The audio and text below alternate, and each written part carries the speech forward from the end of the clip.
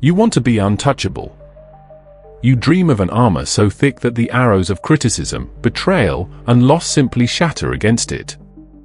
You spend your life trying to build this fortress, brick by painful brick, hoping one day to be safe inside. But you are not a warrior. You are an alchemist. And your soul is not a fortress. It is a forge. You have been trying to build a shield against the world when your true power is to transform it. The world will never stop throwing base metals into your forge. It will toss in the lead of criticism, the rust of betrayal, the bitter salt of loss. This is not the problem. The problem is the fire within you. Your reaction, your desperate need to give a fuck, is an uncontrolled, wild flame. When criticism is thrown in, the fire of your ego rages, melting the lead into a toxic slag of resentment that poisons you. When loss is thrown in, the cold fire of your grief makes you brittle, until you shatter at the slightest touch. You have been burned, over and over, not by the metals the world has given you, but by the chaotic, uncontrolled fire of your own reactions. You are the one holding the bellows, fanning the flames that consume you. And you call this feeling. You call this being sensitive. A deeper wisdom calls it unskilled alchemy. You believe the pain comes from the outside. You think, if only people were kinder, if only the world were fairer, my forge would be at peace. This is the greatest illusion. The lead of a judgment has no power on its own. It is inert. It only becomes a poison when it mixes with the unstable chemicals already simmering in your forge, your unhealed wounds, your desperate need for approval, your secret fear that the criticism might be true.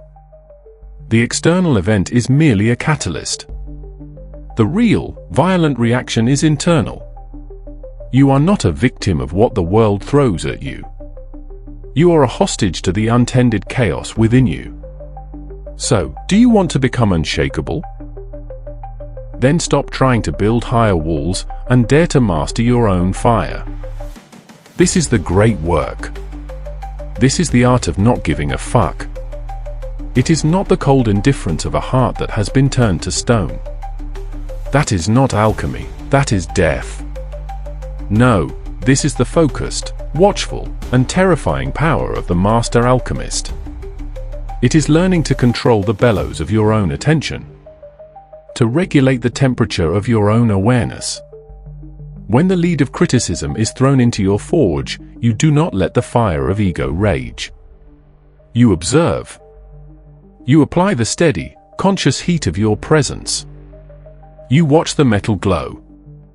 You see it for what it is, a lump of projected fears and insecurities from another's forge.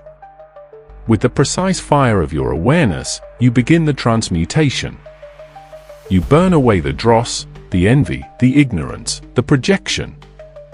You find the single, tiny, shimmering gram of truth that might be hidden within, and you separate it. The rest? It is smoke. You let it go. This is the secret. When you master your inner fire, you create the philosopher's stone within your own soul. It is your whole, integrated self. And once you possess it, nothing and nobody can hurt you ever again. Not because you are armored, but because you are transformative. Everything the world throws at you now becomes fuel for your art. A betrayal is no longer a wound, it is a brutal but brilliant lesson in boundaries, transmuted into the gold of wisdom. A loss is no longer an emptiness. It is a deep, resonant appreciation for the present moment, transmuted into the gold of presence. A criticism is no longer an attack, it is free, unsolicited data, transmuted into the gold of self-knowledge. You are no longer a walking wound, reacting to the salt of the world. You are a master of the forge, and the world is simply bringing you materials. This is the true meaning of not giving a fuck. It is not nihilism. It is the ultimate creative act. It is not about caring for nothing.